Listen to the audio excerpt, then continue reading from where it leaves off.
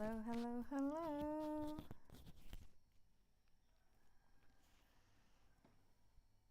Let me get into my seat.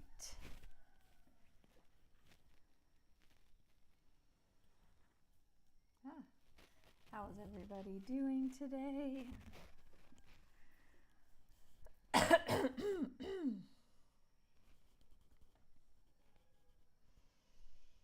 Good morning, good afternoon, good evening. Hello, Jay and Nancy.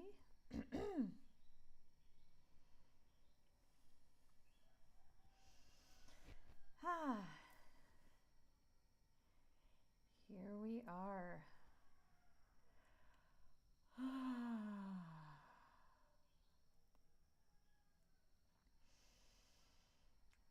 Let's take a deep breath in. Hi, Melinda. I am double live streaming right now on my YouTube channel. So that's fun if you're joining from there. Also, you can catch this replay if you have to go or something. It will be automatically in my live section in my channel there after this finishes. So we are going to be having a fun and interesting discussion that came spontaneously about the other day in the live stream. I can't even remember now how it started, but talking about AMMA. Oh, I was talking about my nephew, and then I don't know how that part started, but people were interested to hear more about my life in India and experiences with AMMA, who is an Indian guru. So we will be talking about some of those stories. I'll also just generally talk about my knowledge about gurus in India, and maybe some different things around Hinduism might come up, etc. So, and in like celebration of this live stream, I'm wearing my mala that is blessed from the guru, and also this, I wear this often, you've seen me wear this shawl that has the Gayatri mantra on it. I believe it's Gayatri. And I got this the first time I met AMMA, which was in Los Angeles. So I also got her picture from my altar. This is AMMA. This was on the dashboard of my car in the US until I didn't have a car anymore. So, yeah, it will be fun and interesting. And we'll just go with the flow and see how it flows as far as what else we might do in the session. Welcome, everybody. If you are new to me, please give me a follow here in Insight Timer or in YouTube. I have my favorite flower here. We call it frangipani here in Bali where I live. So yeah, you call it frangipani if you're in the West. I mean, not frangipani, plumeria. Plumeria is what it's known as in the West. Here in Bali, mainly the women will wear this behind their ear after praying, and both men and women will wear petals of a flower, not the whole flower, but they will put a small petal behind their ear also on top of their head or in their hair if it's in the back, after praying as well. So, hi Rose and EJ, welcome. So, if you are new, please say hello. I'm Natalie, spiritual life coach and Reiki Master Teacher. Hi Vicki. So, give me a follow here on Insight Timer. Give a donation if you would like.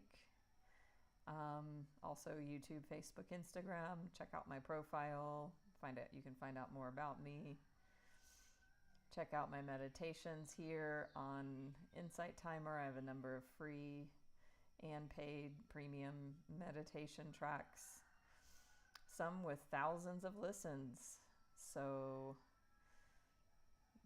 make sure when you're in the app to look for meditation that you can listen to the tracks that I have. My most popular track is called Relationship Breakup and Cord Cutting Meditation, that I actually created after I had a breakup. So I feel like, the energy in which I was holding my own heart was also being transmitted through the meditation, and that because I was in that place myself, that empathy and compassion makes that meditation very powerful, more so than somebody that is not directly connected to being in that energy while recording a meditation. So if you are going through a breakup or have been through one and having trouble letting go, give that one a listen. The Master Prayer, the Powerful Ancestral Clearing Prayer is another track on my free meditations that also is very powerful and popular and has thousands of listens. And I have 3 premium tracks that are fairly new. So those are up and coming.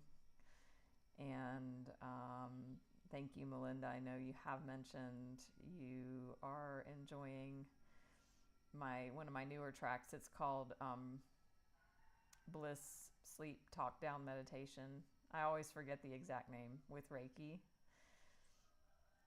But it's my sleep meditation in my premium tracks. So give that a listen if you like those kind of things. Hi Monica, welcome. And join my group here, Natalie's Healing Circle. I actually get to make a announcement in there. I use that space to kind of communicate with y'all when we're not in a live stream or connected one-on-one. I have changed the time of the Conversations with God live stream due to having a conflict in my schedule. So the way Insight Timer works, you have to cancel and just make a new session. You can't just move a time. So I canceled the Convos with God. It's a new one is made 2 hours later, basically. So make sure to join in for that. So, and I have also offered, I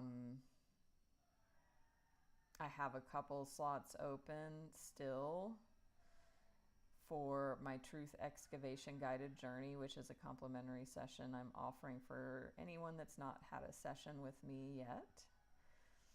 And this is a powerful guided journey that helps you access deep soul truths that are ready to be revealed to your conscious mind, that can help you create transformation and also wisdom and knowledge for you in your life. So send me a private message if you'd like to set that up, as well as any of my other offerings you can find out about on my website, etc. So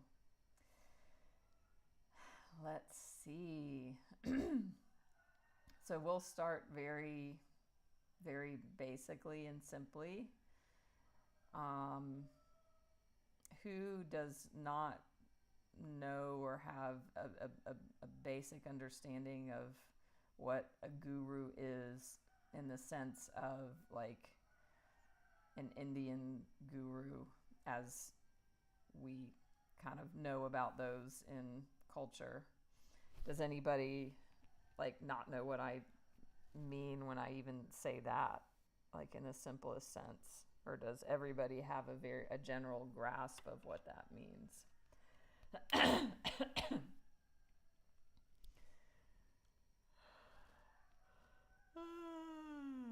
Going once, going twice. Okay.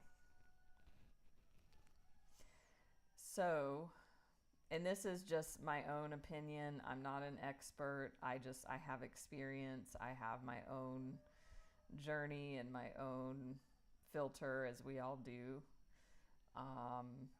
So, I might not be giving the most like scholarly, like whatever sort of an answer, but this is my own, just coming from my own heart, my own mind, and very basic and generally. So a guru means teacher. So it is that. A guru is a teacher. And if we're talking about it in the context of India, Hinduism, in that tradition, there's lots of ways that people find gurus, have gurus, the ways gurus interact with their students. Does anybody here have a guru? And of course, it doesn't just have to be Hinduism. I mean, people can have teachers of various faiths or mentors, etc.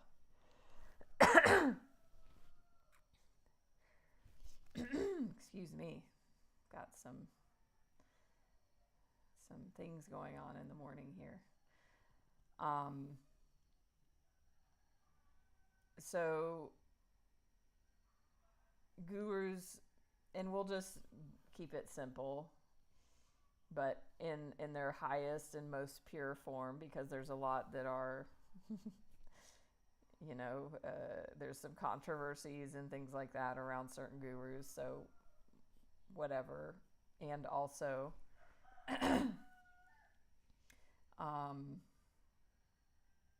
they are very spiritual beings that have evolved to a place in which,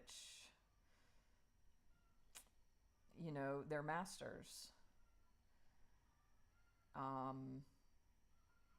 And so AMMA is such one of these masters. They may have knowledge, abilities, or just their ability their ability to show up in suffering might be one of their skills, definitely, for sure. So if we look at this being named AMMA, she was born, one of many children in a poor fishing village in India. She's in her late 60s now. So starts out very ordinary, very common, born into relative obscurity. And this is just a very basic version of her story, that when she was young, even though she was very poor and, the family barely had enough to eat, that she saw people in her village that had even less than she did, and that she would, give her food away or give things to those less fortunate, even though she didn't have much. So she, at a young age, had a heart and had compassion for the suffering of others. And so when she was a teenager, she started, people started coming to her for advice or just wanting to talk. And so she started, people would come to the cow shed. So they had cows, her family. And for whatever reason, she was in the cow shed. People would start coming there and talking to her, getting advice, or just sharing their problems. And that her presence, her energy, maybe the things that she said were helpful. And at some point in that time, late teens or something, she started hugging people, or people wanted to hug her, after these conversations.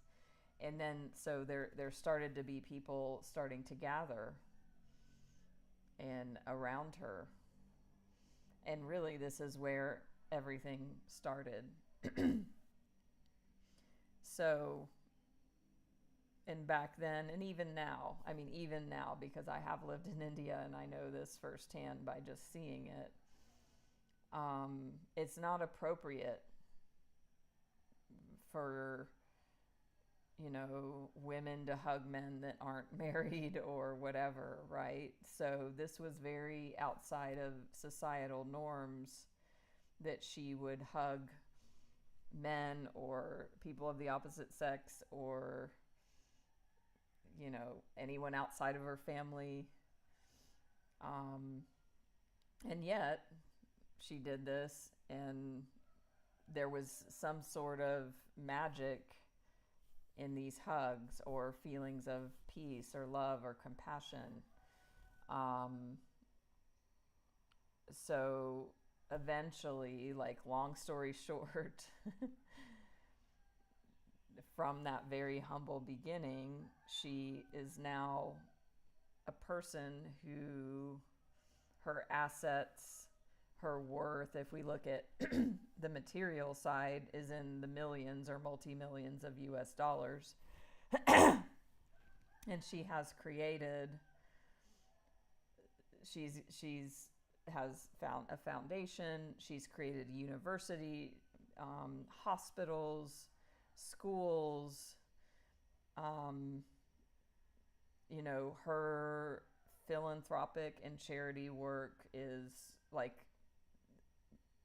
just, she's done so much for so many people in India and also in the world. And so now, if you fast forward from this cow shed to, she's never left her home.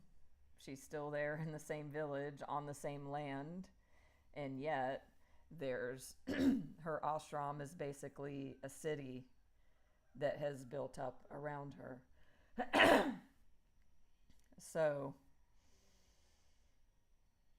when I lived there, I stayed on the 15th floor of a 20-floor apartment building. So it's this skyscraper that is built because of the number of people that live there, that come there from all over the world.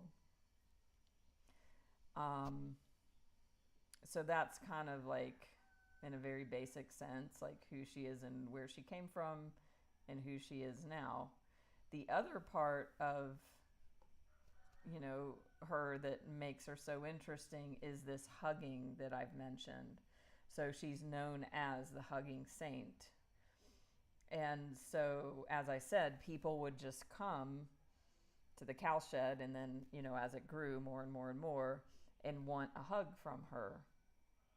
She embodies the energy of mother. Amma means mother in, I don't know which dialect of Indian language. Maybe it's Hindi. So she is the embodiment of the Divine Mother. Hi, Rochelle. So she's known to hug. And what happened, like as this has grown, she just now, I don't know if she still does this, but for many, many years, she would hug people, like 10,000 people in 24 hours or more. I don't even know the numbers. You can look them up. But she would just hug and hug and hug and hug, like without stopping. And just thousands and thousands of people for many, many, many, many hours. So she goes around the world now. She travels still in India. She travels around the world and, you know, has these gatherings and events where they will sing kirtan.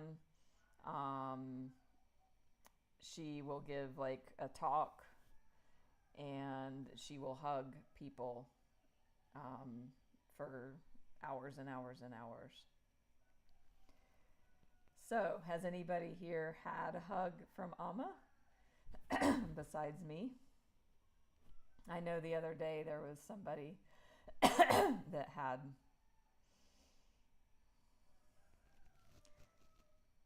So, going once, going twice.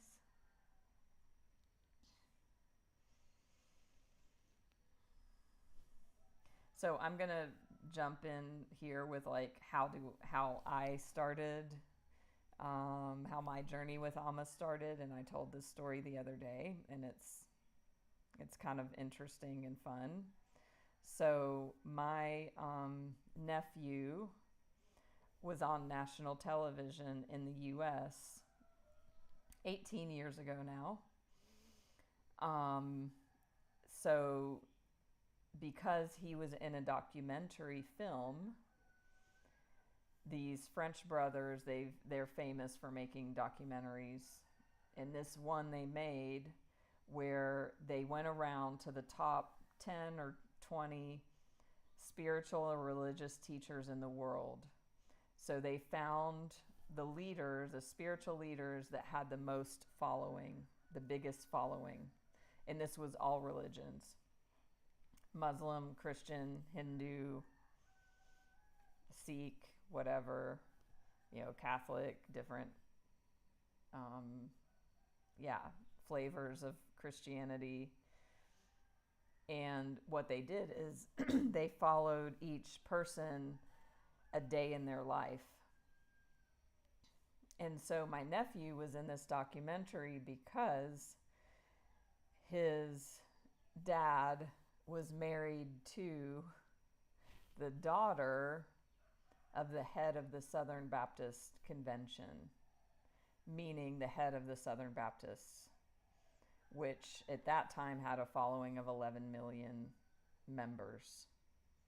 So, of course, for some of the people it was staged. It was, I think for some of the more like, whatever, some of them it wasn't staged, but this was staged, at least the part, with my nephew and his step-grandfather. So, it showed a day in the life of my nephew's, whatever, the head of the Southern Baptists. And so my nephew, they had one scene where they're singing a hymn at the piano in the home. And so my nephew was in that, and he was in another small scene. I actually, Christine, that's a great question. I don't know the answer to. I'm sure somebody can find it on the internet, like AMMA French documentary or it was on CBS, but it wasn't sponsored by CBS. So I think I did find it when I tried to find this years later. I just really wanted to watch a couple of the profiles again, but not all of them. So anyway, it's like in the US and probably around the world, if you're somebody is going to be on national television, it's like a thing, like, ooh, let's see, I want to see my nephew on TV. So we went to my sister's house, and I don't even remember if my nephew was there, but we watched this, on TV. And like when I saw the part, because Amma was in it, is my point. When I saw the part with Amma, I was just like blown away. Like, who is this woman? And they showed her hugging and hugging and hugging, like an arena full of people, like thousands of people around. And she's just hugging, hugging, hugging. I'm like, oh my God, she's amazing. Like, I want a hug from this woman. Like, I was spiritual at that time, but not who I am today by any means in that sense. But it made such an impact on me seeing this segment about Amma. And that's where I first feel like the connection occurred. So if any of y'all know Ram Dass, his love affair, between him and his guru is just legendary. And that's why Ram Dass is a household name, because of his trip to India in the 60s and meeting his guru, and so, there's this idea that it's, a relationship that's outside of just this lifetime and things like that. So, for me, I feel like the seed was planted back then for my connection to Amma. And I just, I forgot about it, whatever. I was living in South Carolina. I was working at a normal job. I was just living my life. I think I was married. I got married soon after, and just, driving to work every day, living my life, doing my thing. Just didn't think about Amma. I mean, what? I'm going to go to India, or I didn't even know she came to the U.S. at that time. So just kind of forgot about it until I moved to Bali, which is where I live now. Oh my gosh. Wow, Melinda. So that happened the other day. Somebody said, oh, she's going to be in Chicago tomorrow. And so she's just finished up her U.S. tour. So it's like, okay, if you're hearing this, perhaps, it doesn't have to be, but maybe if this is interesting to you, this might be a little seed planted for you to have an experience with her, to see if wherever you are in the world, she goes to Europe, she's been to Bali, like, check it out, see what her schedule is, try to go next year. Or if you really feel called, you can go to India. So I was living in Bali. I moved to Bali 10 years ago, and I don't even know where or how, but somehow somebody somewhere said something about Amma, and I was like, oh yeah, that hugging saint. And she was in Australia. That's what it was, Amma, because Australia is it's like the U.S. and Mexico, like Bali and Australia. They're so close. So there's a very, strong connection for people in those places. Very easy to come between one and the other. So somewhere along the line, this idea just came, like, I should go. I want to go to I wanted to go to India. I was living in Asia, had a call to go to India for my spiritual journey, whatever. Like, I want to go to Amma's ashram. So I was a student of Joe Dispenza at the time. Do y'all know Joe Dispenza? I know many of you must. Hi, Laura. Hi, other Nancy. So I went to some Joe Dispenza workshops, and what we did at the time was, and I think whatever, I don't know if he does this now, but we made these mind movies, which is basically a digital vision board of things you want to create. And so I made this mind movie, and one of my, visions, intentions was, I am living in Amma's ashram in India. And the image I had for that was, it wasn't this photo, but it was a similar photo that I just found online and copy and pasted it and had that in my mind movie. And so every day I would watch my mind movie. I would get into the energy of how it would feel to be in her ashram. Oh, thank you, Christine. Thank you for finding that. I might actually check that out. So, long story short, I created going to India and staying in her ashram. And it was so interesting because when and I was with my ex at the time, when we checked in to our room, the picture on the wall of AMMA was the one that was in my mind movie, in my digital vision board that I had looked at every day. That it was this huge photo on the wall. And I was just like, you can't make this shit up, like this manifestation.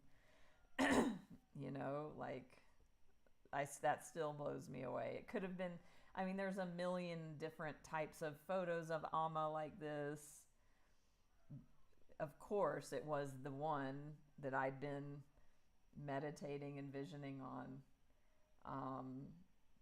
So we lived there in her ashram for 6 weeks. I first met her in my 40th birthday. I was living in LA the week of, and I knew she was coming. The week of my 40th birthday, she came to LA, and I'm like, I'm going to see AMMA, for my birthday.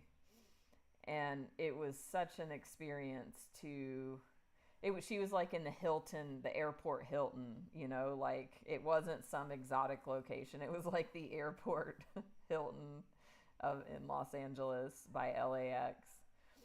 But the energy there, because she needs hundreds of support workers and helpers to, it's this huge production. She needs an entourage. There's so many moving parts. Like, unless you've experienced it, you can't even imagine.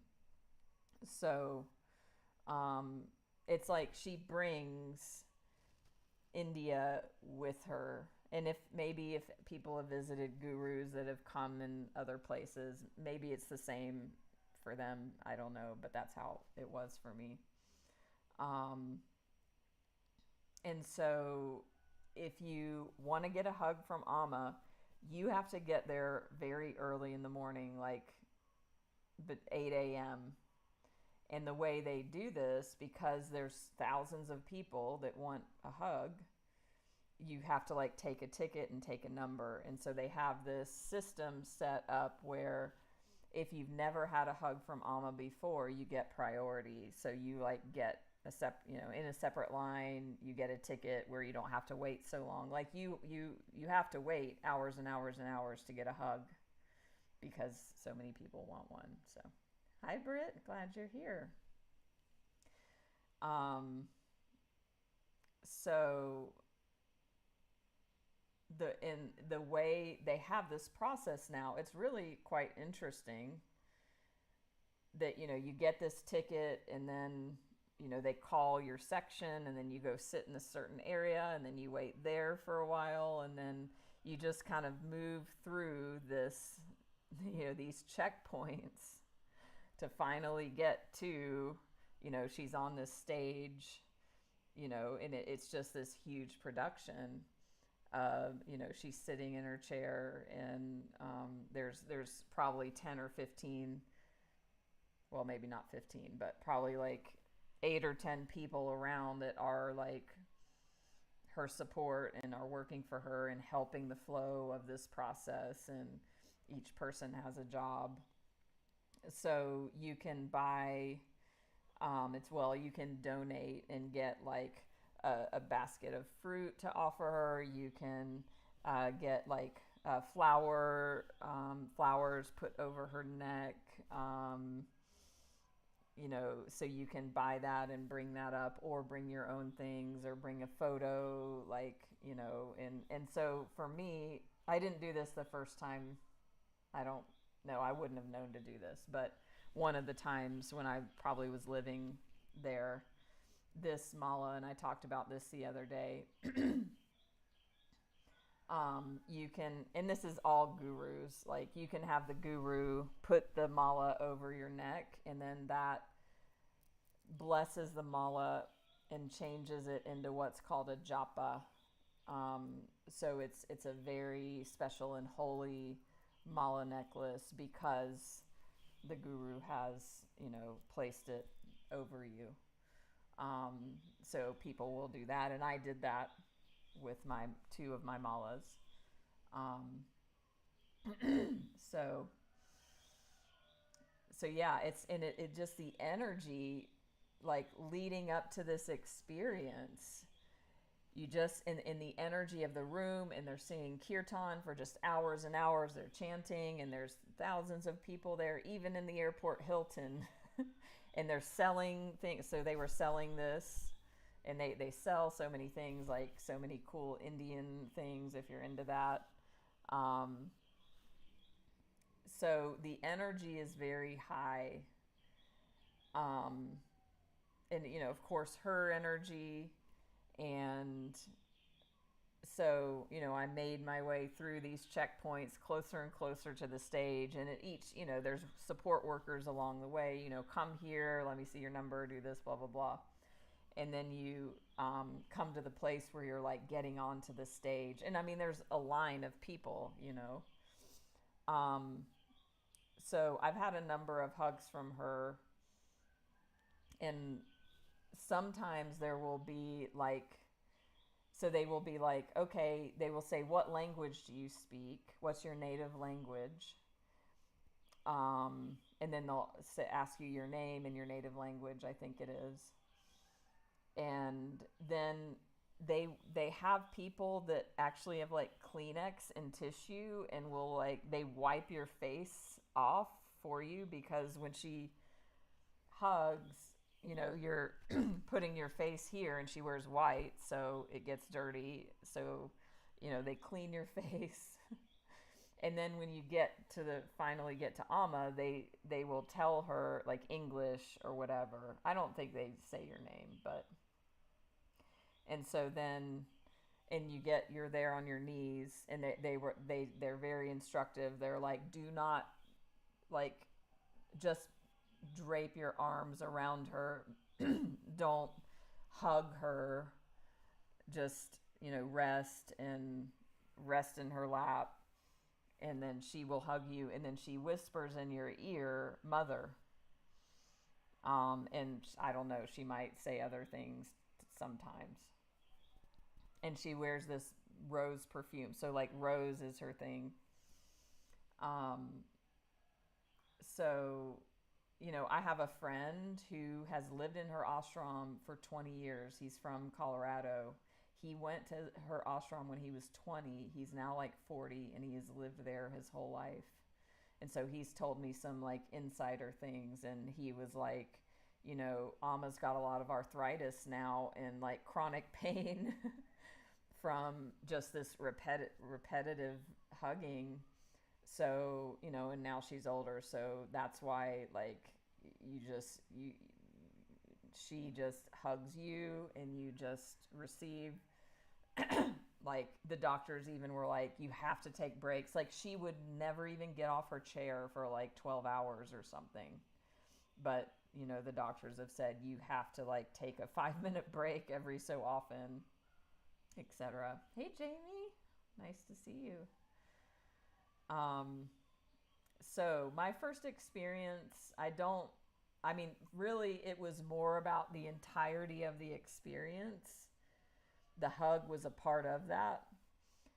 The hug that wasn't anything like, like that. I mean, it was a nice experience, but what happened was afterwards. So like, it's this buildup, and you're like in this vortex of energy, and then well, for me, and then I got the hug, and then you're like whisked away, and you're like, get off the stage. Sometimes they will let you sit on the stage for a while, just to like meditate and bask in the energy, and just kind of rest for a moment.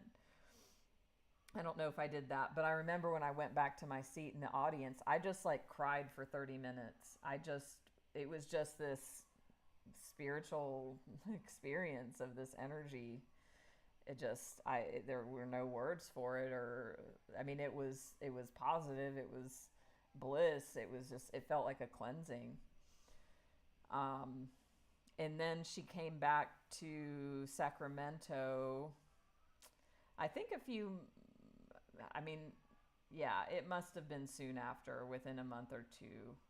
Yeah, I'm sure, or a few months later. And so I went to see her again. And at that point, I asked to receive a mantra from her. So when a guru gives somebody a mantra, then they become your guru. So there was a process to go through. Like, she can also give you a spiritual name, but you have to know to ask these things, and then there's a process in which you have to ask and go through, different things. So she also gave me a mantra. So whenever, it's so interesting because as she's hugging, she's also doing business on the side. So she has this separate little side place where she'll sign papers for legal stuff or whatever, administration. She's doing business while she's hugging. So some of that is, if people, are going to receive a mantra, so she's hugging, and then so what happened was I came on the side and kneeled, and then she whispered it into my ear once or twice, and so then that was me receiving the mantra. And so then the invitation is that you use your mala, you chant that mantra every day. It connects you with the guru and also with the essence of the energy of the mantra. So you could, and this is more modern. This is Western and modernized, and that's fine. And what it is so you pick a quality, a heart quality or a spiritual quality that you want to more of, or you want to transmit. Could be peace, love, joy, compassion, blah, blah, blah. And then there's a mantra that you will receive based on that. So I chose compassion. And then the mantra is secret. You're not supposed to tell anybody your mantra. You can just, repeat it to yourself. So you can repeat it silently. Really, mantra practice is about having something your mind can rest on instead of resting on the shit, the normal egoic thoughts, right? So really a mantra, yes, you can use it specifically for morning meditation, chanting it 108 times with your mala, and also even a more powerful application is that you use the mantra as you're always repeating it in your mind. You never stop. And then your mind rests there. And then you establish this place of peace, and it could, and it doesn't have, you can do it yourself. You don't need to get a mantra from a guru. It doesn't have to be Sanskrit. You could say God, you could say love, you could say Jesus, Buddha, it doesn't matter, but just a phrase or a word that you just repeat that's meaningful to you. And then that can bring you back to presence and peace when the mind goes off into whatever it goes off into. So that's something you can use. Michael Singer, that's one of his, he has 3 techniques. That's all he's not a technique guy, but that's one of them that he gives, his mantra. So then I went and I lived in India, as I already said. So let me think. Okay, one story I want to tell.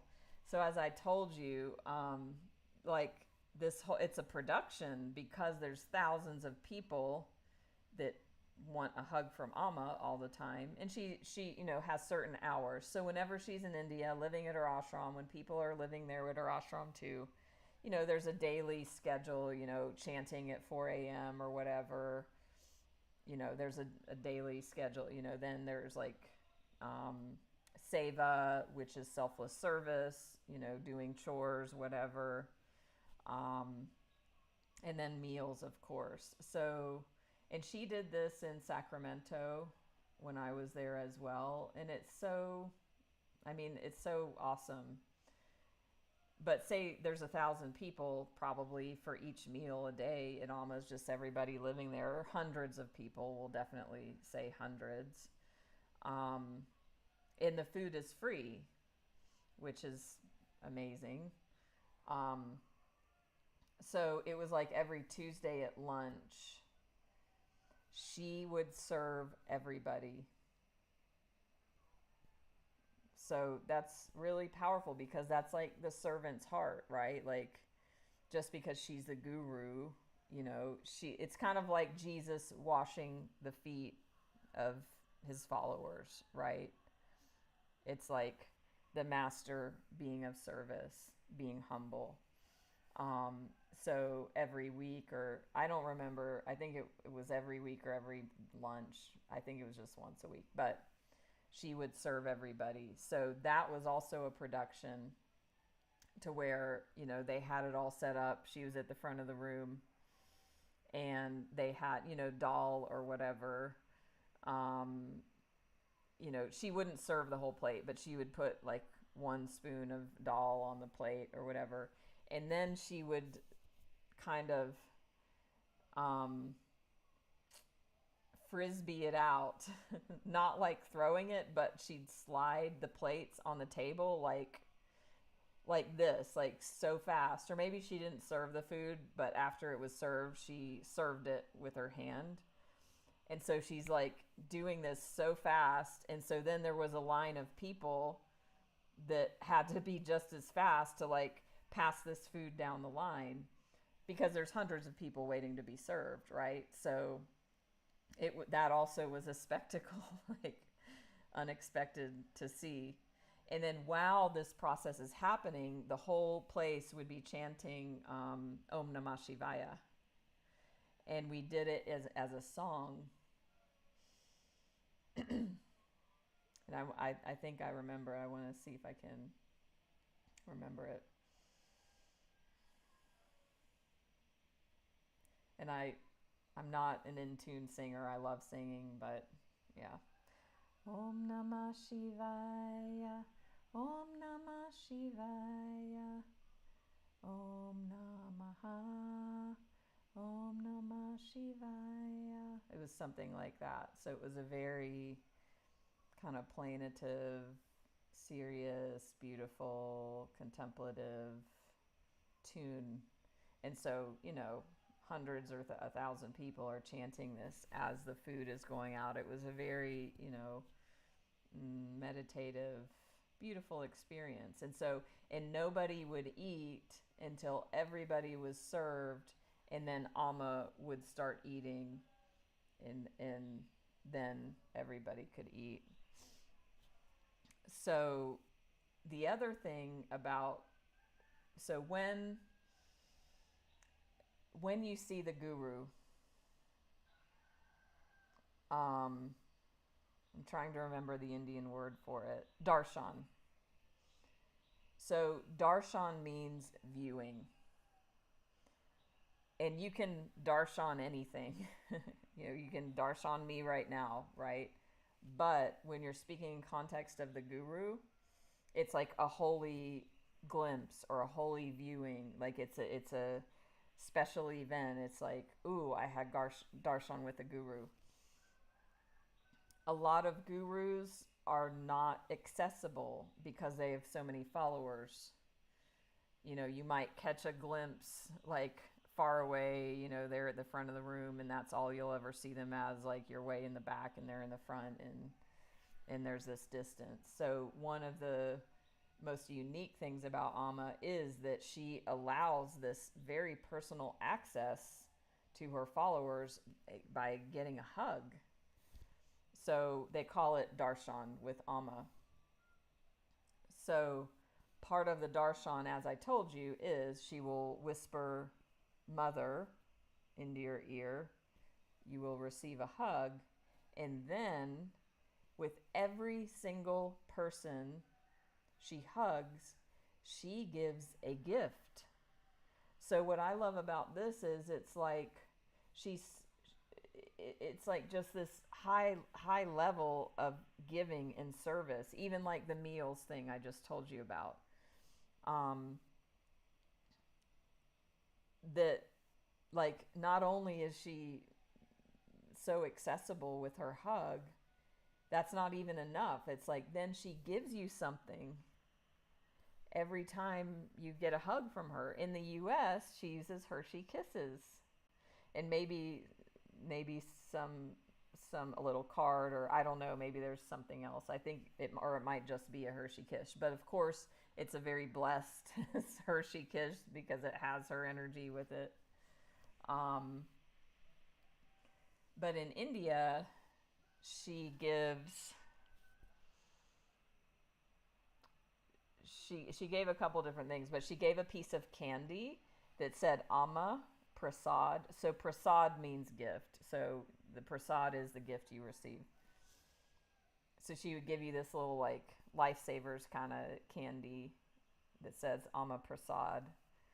And then she gave ashes as well, like holy ashes, sacred ashes that you can put here, and they can supposedly help you with physical ailments as well as, you know, spiritual, emotional. But to me, that's just so amazing that like she, even on top of all that, she's like giving you a gift. So how does that gift get into her hand? Because she's hugging, like, depending on how many people, like one person a minute or one person every 30 seconds, like, or maybe a longer period would be a few minutes. So this whole setup, and if this is interesting, check it out on YouTube. I mean, I'm explaining it, but if you see it, then everything will make more sense. You'll see it in action. Just this, you know, this system and this entourage and this energy. So they have a system set up where when she hugs, somebody will put the gift in her hand, and then as you pull away from the hug, she hands you the gift, the prasad, the candy, the ashes, of whatever. Okay, so just imagine the repetition, right? Hugging somebody once a minute or whatever it is. So the system that they have down is, and this in India, this is a job. So people have different jobs. This is a job for Westerners only. I don't know why, but they have some jobs for Indians, locals. They have some jobs for Westerners. This is a Westerner job. So you can sign up and volunteer to be the one to put the prasad in Amma's hand, okay? So I heard about this, and people want to do it because then you get to be closer to Amma for a bit, and you get to just have this connection in that way. So I was like, cool, I want to do this. Well, before you do it, you have to do a training, and they have even a little like workbook of how to go through these steps and how to place it in her hand. Again, because of her age and her, like, whatever, the repetition over the decades of doing this,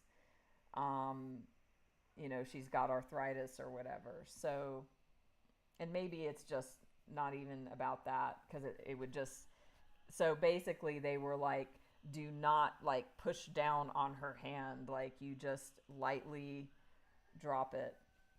So I went through this little training, and then I'm like, I can't do this. I'm like terrified. Like, what if I drop it? What if she puts her hand out and I miss, or she gets mad at me? Like, so I didn't go through with it because I was too intimidated and like, oh my God, what if something goes wrong? So I just didn't know it was so involved. So then her birthday happened. So her birthday is like the biggest event of the year, I think. And I think it was her 64th birthday. This was in 2017. So 100,000 people come for her birthday. It's huge. So they don't even host it in her ashram. They host it nearby. They have a huge tent, like a huge covered, area where 100,000 people can go. They come from all over the world, all over India. So in the morning for this event, they do, I don't know the Indian or the Sanskrit name of it, but basically it's a blessing for Amma. It's this ritual, and they cover her with flowers. It's so beautiful. And it's like just this volume of flowers. Like it's like a mountain of flowers that she's basically becomes engulfed in. Like they just shower her with these, and it's a whole process. That's a very simple explanation. And then at some, then there's, whatever, there's a message, there's a talk of some kind. And then the hugging starts, and the kirtan, starts and never stops. So for this, there's a huge stage, there's probably, I can't remember, but I imagine there was a huge like movie screen, showing her. Yeah, I know there was. So for this, it's like all hands on deck. Everybody needs to participate. There's, so much to do.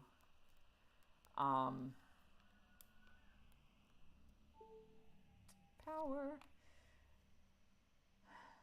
So, and this is where, the hug, I swear it's like 10 seconds. Like, she sees somebody like this, like hug, like she barely even, and she's even like standing, I think, for some of it. Or no, because usually if it's a slower, more normal day, you will kneel in her lap. But with this one, you just stand or you lean down because there's just such a volume of people to get through. And it still takes, I don't know how, 24 hours or something. But she's just like hug, hug, hug. So for her birthday, she gives a special Indian dessert, this ball. It's like a sugar ball. I don't know what. I forgot the name. But you can imagine they had to make, 100,000 of these. And so she didn't give the candy. She gave ashes, I think, and this dessert. So part of what I did was we had to make a little package for the prasad, for the gift. And then they were like, we need every single foreigner to be the one to give, put it in her hand. Remember, like I just was describing, this job. And I was like, oh shit, like, I'm not going to be able to get out of this. They were like, really, like, we need everybody to do this because it's such a long time period and there's so many people here. So we need everybody to do it. And I was like, oh my God, I'm terrified, but I will do this. Because, so the thing is, when you have this job to give the gift into her palm for her to give the huggy, you only do it for 3 minutes. It's just the way they do it. You only do it for 3 minutes. So, and you can't do it twice. So they need a unique person every 3 minutes that's only going to do it one time to do this. So I was like, okay, I'll fucking do it. Like, I didn't have a big spiritual, like, attitude about it. I was just terrified. So it's like you think about, okay, there's this vortex with Amma in the middle on this stage, 100,000 people, a line that never ends. All the, you're moving up in line, they're wiping everybody's faces, they're coaching people on how to interact with her. And then, they might have a mala, or they might have a photo, or they might, have some interaction they want to have with her.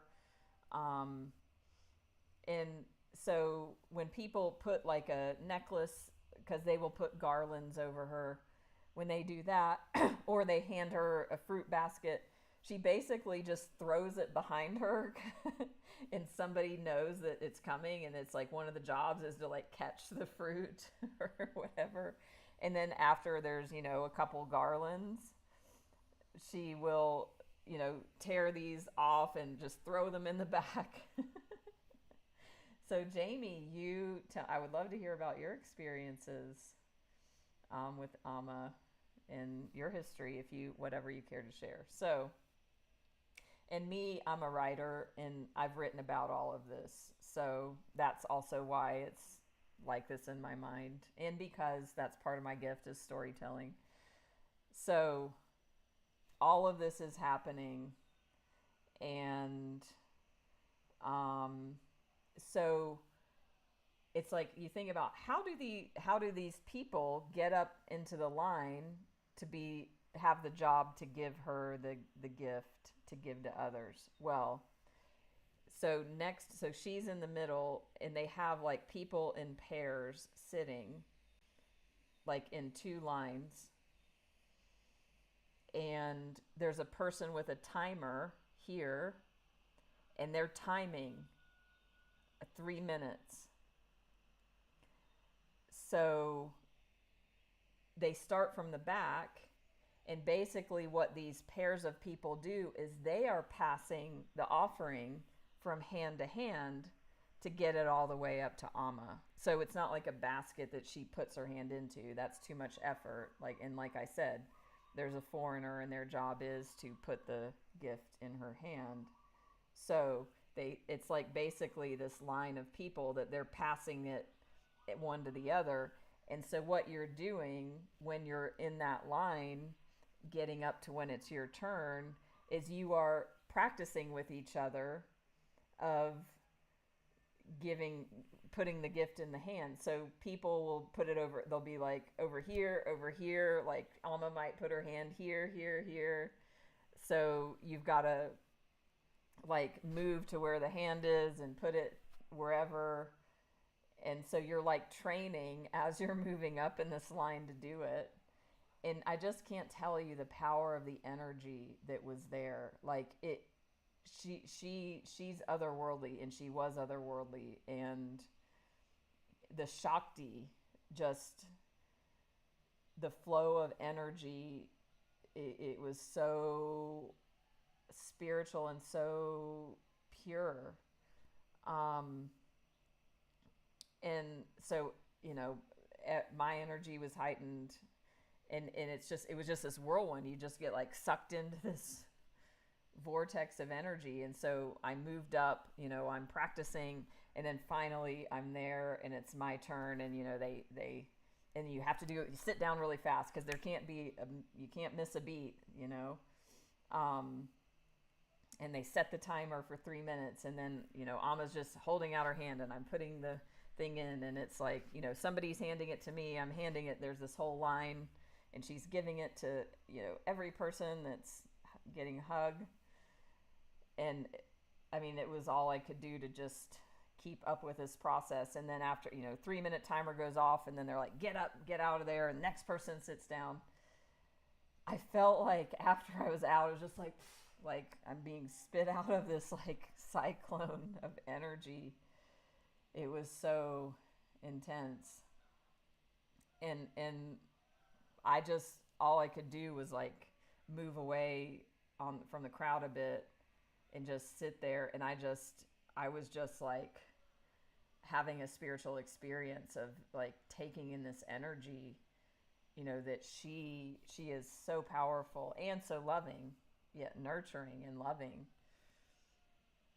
But I just was like in this other worldly vibration. And I think I was also just emoting tears because it was just a powerful experience. So that was a very memorable time. There was one other time I want to talk about, and then we'll close, which was similar but different. So when I saw her documentary in 2004 or 6 or whatever, they showed her hugging in her Kali temple. So she built, it was one of, she built it a long while ago now, but she built this amazing Kali temple. And that was where she hugged before she got super huge. And they built this other huge area where everyone eats but yeah, the Kali temple's smaller, but she was hugging in the Kali temple. She was about to go and tour on India, so it was going to be like my last time to see her, I thought.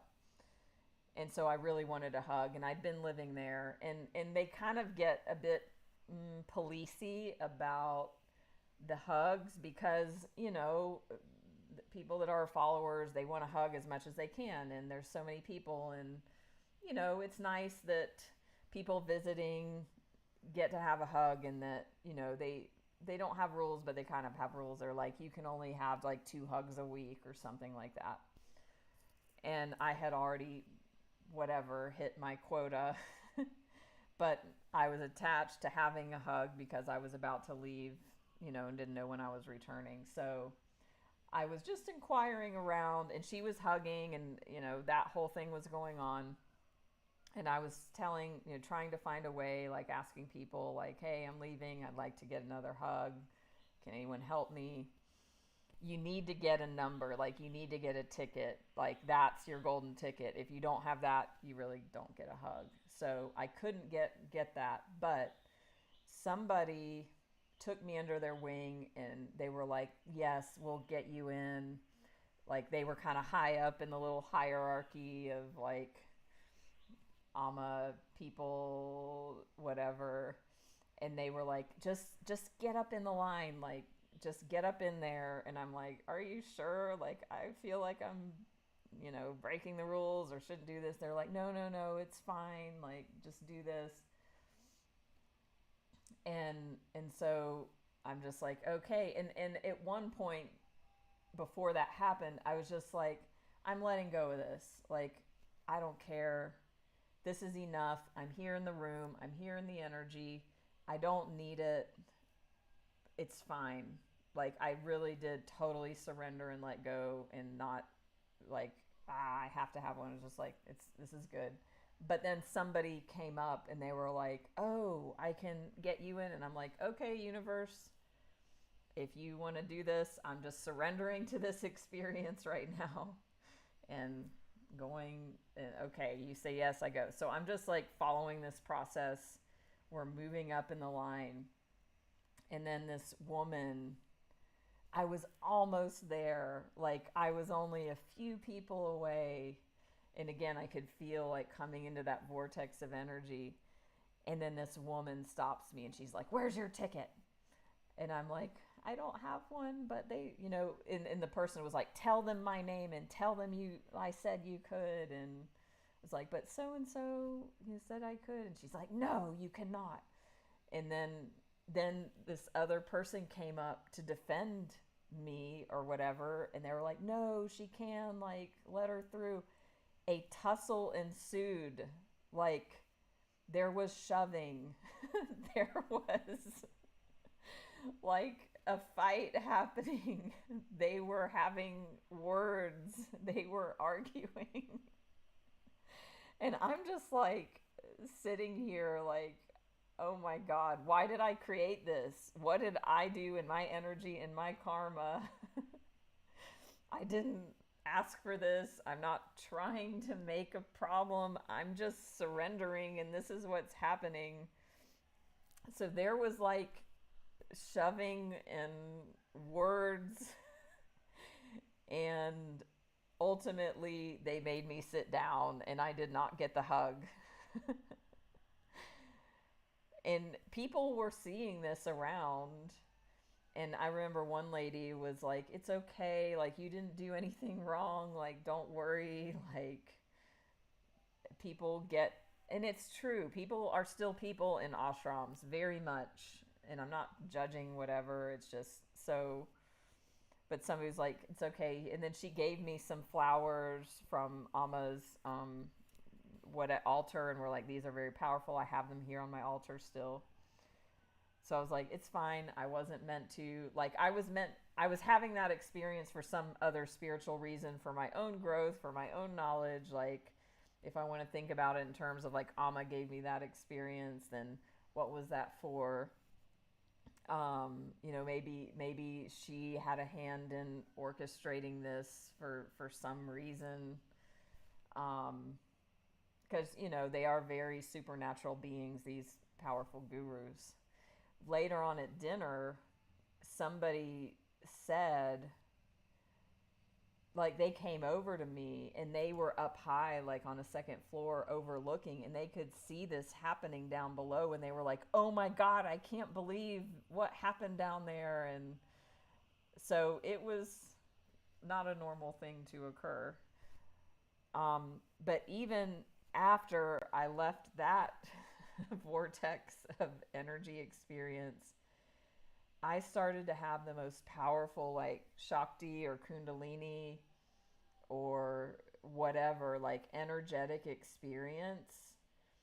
It was so powerful. Like, I really came into this, like, after I pulled apart from all of that, like, I just needed to rest. I just needed to, be alone, and I just went back to the back. I just meditated, and I was overcome with this powerful energy. It was so powerful. Like, I really couldn't move for like 2 hours. And I feel like, maybe that all had to happen because that needed to happen for me to have that energetic experience. I didn't even need the actual 3-dimensional hug from Amma. I got exactly what I needed for whatever reason. And I just remember laying there, and then I had this memory that came in that, oh my God, like, I'd never put it together. The documentary I saw, she was hugging people in this Kali temple. And I feel like me seeing that on TV, however many years before, and then here I was now, like, having this experience. It just blew my mind. I'm like, oh, how is this my reality? Like, I was in South Carolina, like, watching this woman in India in this Kali temple. It's like I'm here in this temple now. It was almost otherworldly. Like, how is this real? I created this. Like, I would have never in a million years, that Natalie back then would have never been able to imagine you're going to be in that temple you see on TV, like, in India. Like, yeah, it was like this powerful understanding, and like, this has been coming, like, this is a divine appointment that's been outside of, the known, outside of 3 dimensions.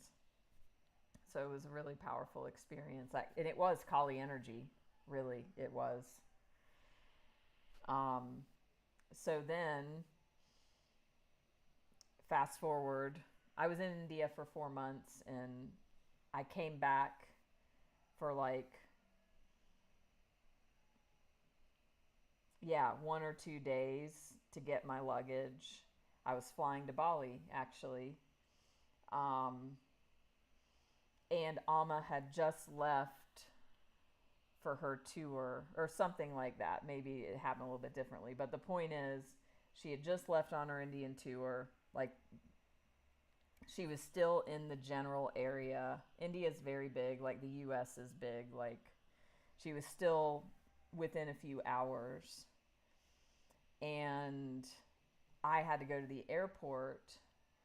And so I looked at the map and I was like, oh my God, I could actually, leave the ashram, go and see her and get one more hug, and then go straight to the airport. And it worked out that way. So it was a very different experience to see her, like, in her local setting. It was a lot smaller. And there were still many, many, many people, but it wasn't like, the huge production as it was in the US or in her ashram. So I show up, and it was already like mid-morning. And like I said, if you want a hug from Amma, you've got to get there early. I show up mid-morning, and I'm asking, and they're like, all the tickets are gone. You're not going to get a hug. Like, all the tickets are gone. And I was like, okay, like I saw that energy of like grasping of like, but I wanted to, this is my last chance. I don't know when I'm going to come back. And I noticed that, and I asked around, like I was asking around a bit. And then I had a moment again of surrender, of like, just let it go. If it's meant to be, it'll happen. And I release that energy, that resistance, that preference that we talk about so much here. And somehow there was a girl, like a schoolgirl or something, or like a teenager. I can't even remember exactly, but I just have this vague memory of like this girl like had an extra ticket or gave up her ticket. Like somebody gifted me their ticket, and I was just like, oh my God. Or they were like, don't tell anybody, like keep it a secret. And I'm like, why do I create this drama wherever I go? But no. But yeah, she gave me her ticket. And then I even explained, like, I've got to go to the airport, because I just didn't know like how it was going to be. Like, I can't wait around here all day. Like, I've got to get moving. And so, yeah, they even let me like cut in line and get further up in line. And so I was able to have one last hug with Amma there. And, that's a really like powerful story, because the odds were totally like stacked against me that could be possible. Like, it wasn't possible if you look at, oh yeah, you can just show up late and get a hug. Like, everybody would say no, it's not possible. And also, I created it. I did create that energetically and intentionally.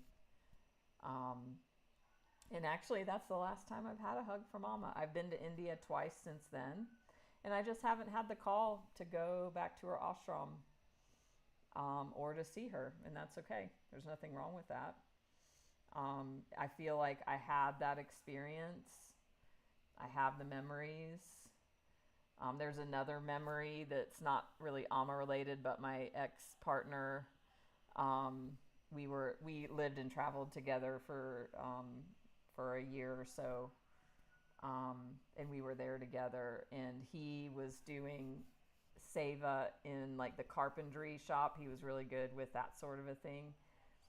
He got a shard of wood in his eye.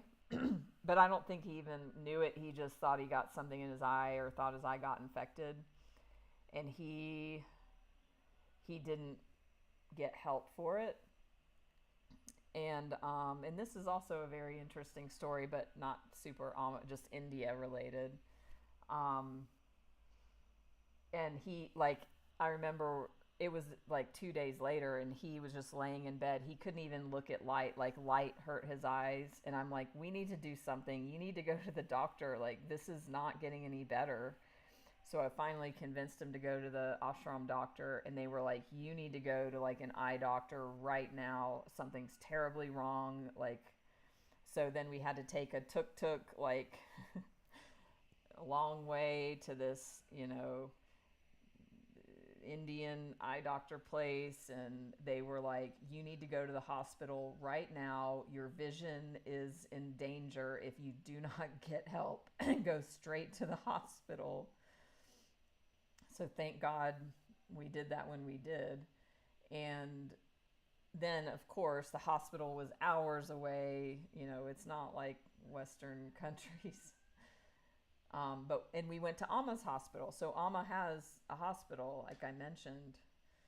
So, of course, we went there. And it's also a university, like it's a medical hospital school thing.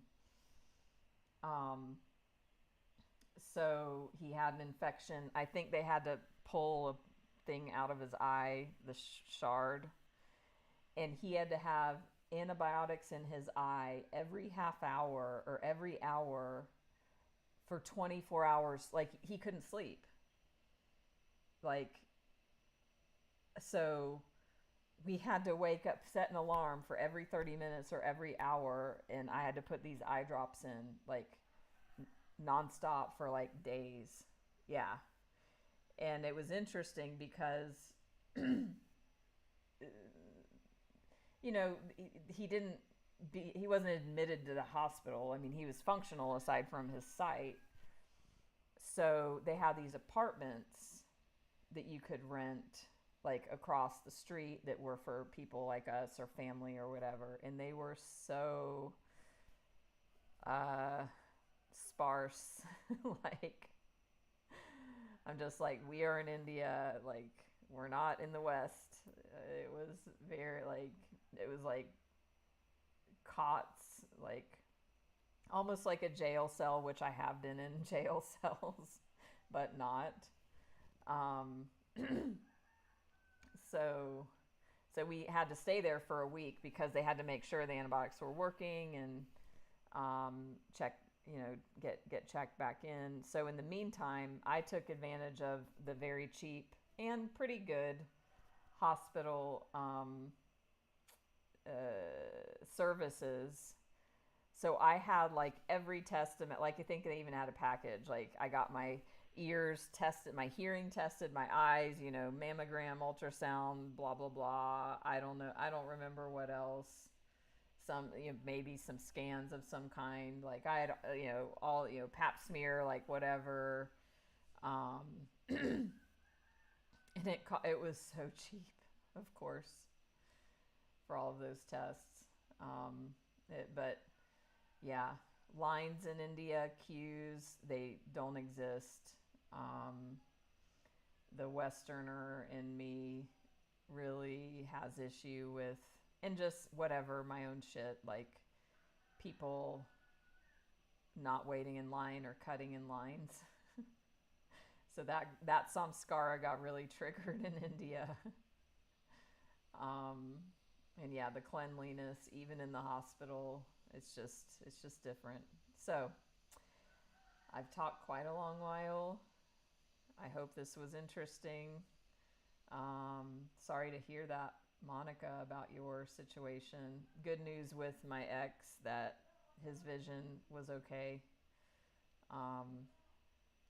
Yeah, so if this is interesting to you, maybe there's something here for you about AMMA, about India, checking either or both of those things out. I hope this, you had a takeaway from this, that maybe it helped you reflect on things differently, or maybe you got insight, or just maybe it was entertaining and helped you forget about problems for a minute. But it was fun to remember and share. And maybe this for me is like, next time I go to India, I don't know when that will be. Maybe I will go to the ashram. I don't know. We'll see. Back then, I was working online 30 hours a week, so I actually, I didn't fully immerse myself in the full ashram experience in the traditional way, because I was working 30 hours a week. But it would be different this time, for sure. Hi, Yvonne. AMMA's ashram. It's in Kerala, southern India. So don't forget to follow me here on Insight Timer. I've been double live streaming this on YouTube, so follow me there. Facebook, Instagram, check out my website. I'm offering, to those who've never had a session with me, for if you are ready to experience or see what truths your soul wants to reveal to you, I'm offering my Truth Excavation Guided Journey. So send me a message, and that's complimentary. Yeah, if that's interesting. Or if you want to experience spiritual life coaching, Reiki Ancestral Clearing, or tarot readings, I also do that. I'm also have a formal announcement to make. that just happened yesterday, and I forgot about it earlier. There will be a Bali retreat next year in likely somewhere in the summer months in the West, like June, July, August. So if you want to be notified of the details of that, when more details are known, send me a private message. Tell me, I'll put you on the list. And this is going to be a co-led retreat by me and fellow Insight Timer teacher Alicia Bliss. So, and y'all, if you've been with me a while, you've met her on my live streams. We traveled and lived together last year, well, in the past year. So, and she's here on Insight, give her a follow. But yeah, we formally committed to that yesterday, that we will be doing a Bali retreat. So it's going to be awesome. I've lived here off and on for 10 years. I live in Ubud right now, Yvonne. And, you know, she's been a yoga teacher for 20 years. So there'll be amazing yoga, meditation, energy healing, culture, spa. So I have a questionnaire that I'm sending those who have interest to see what you would like to see from a spiritual retreat in Bali. And then we'll craft that based on, you know, my own ideas and also feedback from possible participants. So, yeah, you're welcome. And that's it. I'm going to go. So I will see you all for Conversations with God live Friday night, Saturday morning. I did cancel it if you got a notification, but I rescheduled it just for 2 hours later. So make sure you join in for that, as well as Saturday Night Live. Oh, and maybe Michael Singer Live is before that. So I'm glad this was interesting. And yeah, that's the point, to be fun and interesting. So I will see you all very soon. Much love and namaste.